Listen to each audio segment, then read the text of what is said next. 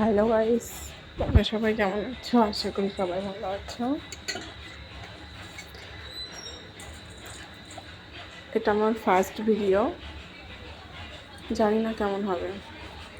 এটা খুব কেটে রাখা মাছের ওপর আমি লবণ হলুদ সব দিয়ে দিয়েছি। দেওয়ার পর ওদিকে আমি কড়াইটা গরম করতে দিয়েছিলাম। কড়াইয়ের মধ্যে তেল দিয়ে দিলাম। মাছ ভাজার জন্য কিছুটা তেল দিয়ে দিয়েছি। তেল দেওয়ার পর লবণ হলুদ দিয়ে রাখা মাছগুলো ভালো করে মাখিয়ে নেব। ভালো করে মাখিয়ে নিলে কী হয়, মাছের সব জায়গায় লবণ হলুদটা গেলে না মাছ ভাজাটাও সুন্দর হয়।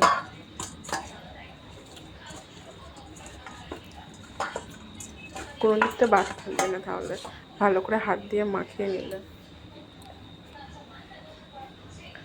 মাখিয়ে নেওয়ার পর আমি কেটে রাখা আলু ঝিঙেগুলো জলে ভালো করে কষলে ধুয়ে নেব। আলু দিয়ে দিয়েছি, ঝিঙে দিয়ে দিয়েছি, এবার ভালো করে ধোবো।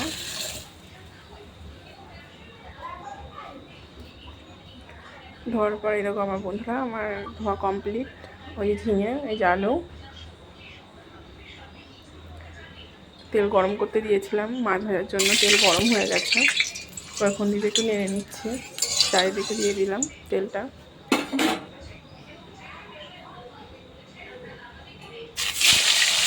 তারপর মাছ দিয়ে দিচ্ছি।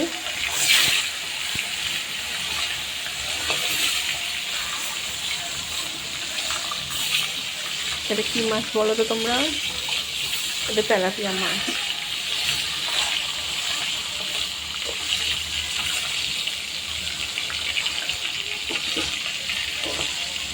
মাছগুলো ভাজতে দিয়ে দিলাম। এরপর ভাত তো বসাতেই হবে না, শুধু তো তরকারি খেলে হবে না, এর জন্য হাঁড়ি নিয়ে নিয়েছি। এরপর হাঁড়িতে চাল নিয়ে নিয়েছি। চালটা এবার ভালো করে ধুয়ে নেব। যেহেতু উনানের কাছে আমাদের বেশি, এর জন্য বেশি দূর যেতেও হয় না চাল ধুতে কলে, ওখানেই ধুয়ে নিই। এই যে মাছের এক পিঠ হয়ে গেছে, এদিকে ভাতের উনুনটাও ধরিয়ে দিয়েছি। মাছের এক পিঠ হয়ে গেছে, মাছটা এবার আমি উল্টিয়ে দেবো।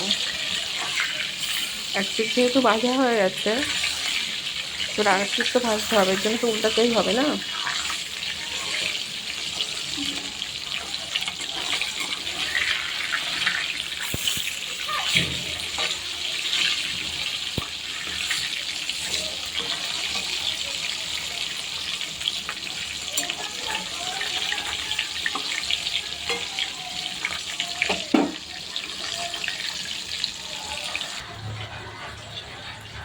কেটে রেখেছিলাম, লঙ্কা চিড়ে রেখেছিলাম, পেঁয়াজ কুচিয়ে রেখেছিলাম।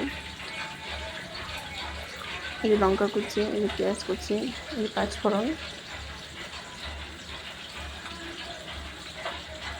এই যে তিনটে জিনিস দিয়ে আমি এখন এই তরকারিটা করবো। কি বলে, মাছ সর্ষে দিয়ে হচ্ছে আপনার অর্ধেকখানি সর্ষে দিয়ে নিয়েছি। সর্ষেটা একটু বেশি হয়ে গেল, কমাতে গেলাম আবার একেবারেই কম হয়ে গেল। এরপর এর মধ্যে লঙ্কা দিয়ে দেবো, কারণ তো ঝাল ঝাল না হলে মাছের ঝালটা একদমই মজবে না।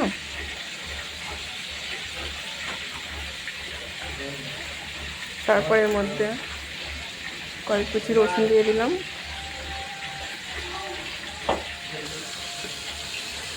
যেটা মিক্সচার করে নেবো। ভাতের মধ্যে উচ্ছে সেদ্ধ দিয়ে দিয়েছি, কারণ আমাদের বাড়িতে আমার শ্বশুর উচ্ছে খায়, এর জন্য তিনটেই ছিল, যার জন্য আমি সেদ্ধ দিয়ে দিলাম।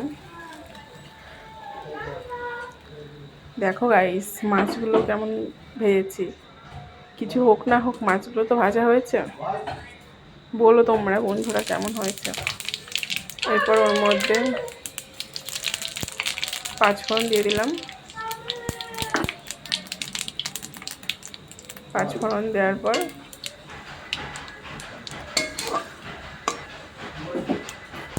লঙ্কা কুচি, পেঁয়াজ কুচি দিয়ে দিয়েছি।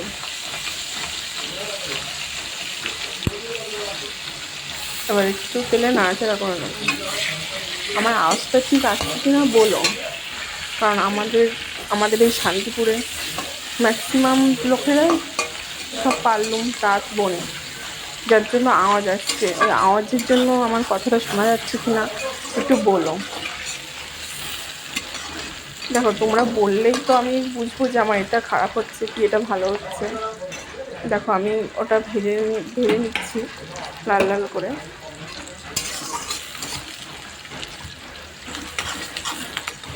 হালকা কিন্তু বাদামি রঙের হয়ে আসছে জিনিসটা।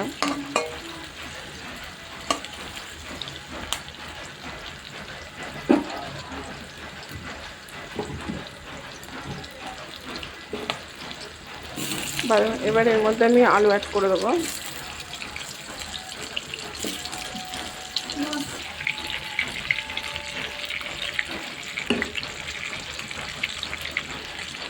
এর মধ্যে লবণ দেবো। এই জন্য নাড়াচাড়া করে নেবো।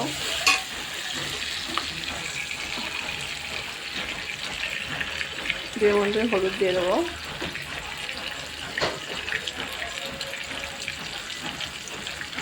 যা হলুদটা দিতে গিয়ে খুন্তির ওপরে পড়ে গেল। হলুদটা দিয়ে একটু লাল লাল করে ভেজে নেবো আলুগুলো।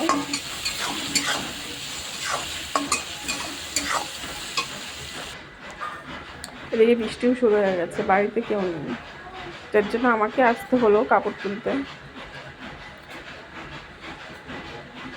তাড়াতাড়ি করে কাপড়গুলো তুলে নিলাম। নেওয়ার পর আমি যে ভাজতে দিয়ে গেছিলাম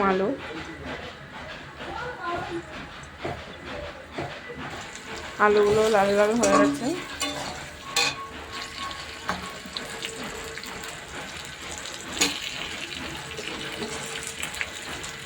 এরপর ঝিঙেগুলোর মধ্যে দিয়ে দিয়েছি।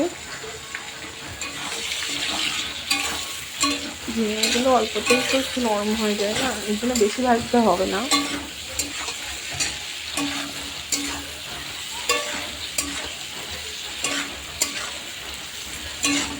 ঝিঙেগুলো ভেজে নেব।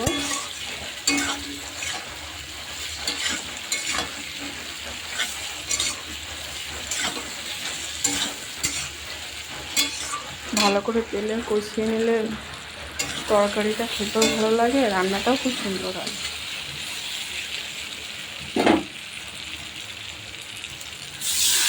তেলে কষানো হয়ে যাওয়ার পর এর মধ্যে আমি জল অ্যাড করে দেবো।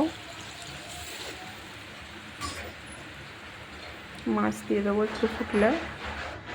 মাছ দিয়ে দিয়েছি। দেখো, আমার তরকারি কিন্তু প্রায় হয়ে এসছে। কালার দেখো, ভাতও হয়ে গেছে। ভাতও দিতে হবে, এগুলোও ভাজতে হবে। আবার কড়াইটা গরম করতে দিয়েছি, একটু তেল দিয়ে দিয়েছি।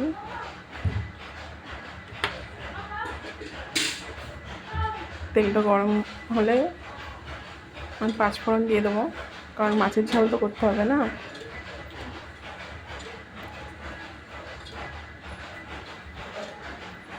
এক হাতে ফোন ধরে আছি, এক হাতে করছি, হয় নাকি? তবুও চেষ্টা করছি করার। 5 ফোড়ন দিয়ে দিয়েছি। 5 ফোড়নটা একটু ব্রাউন কালার হয়ে আসলে আমি লঙ্কা, সর্ষে, রসুনের পেস্টের মধ্যে ঢেলে দেবো।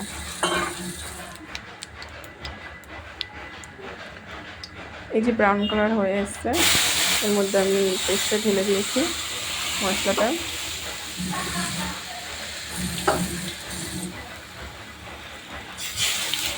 একটু জল দিয়ে কষিয়ে নেবো মশলাটা। লবণ দেবো,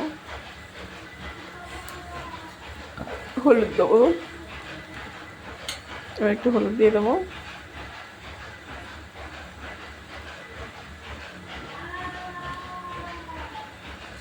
হলুদ দিয়ে দিয়েছি। হলুদ দেওয়ার পর এবার খুন্তি দিয়ে একটু নাড়াচাড়া করে নেব।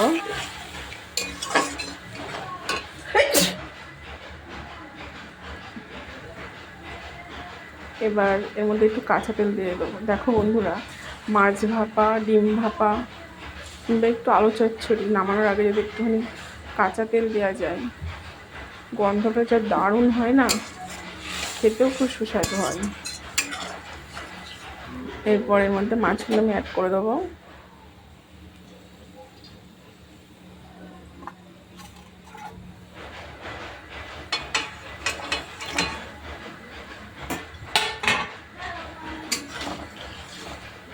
আর মাছগুলো মশলার সাথে একটু কষিয়ে নেব, যাতে লবণ ঝালটা একটু ঢোকে মাছের মধ্যে।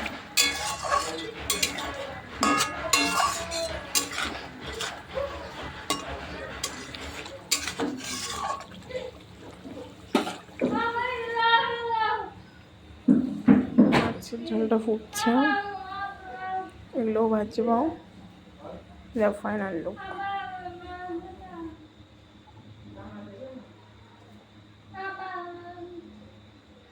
মাছের ঝাল ভাজি, আলু ঝিঙে আর মাছের ঝোল, মাছের ঝাল। এই যে খাওয়ার টাইম হয়ে গেছে। Bye bye.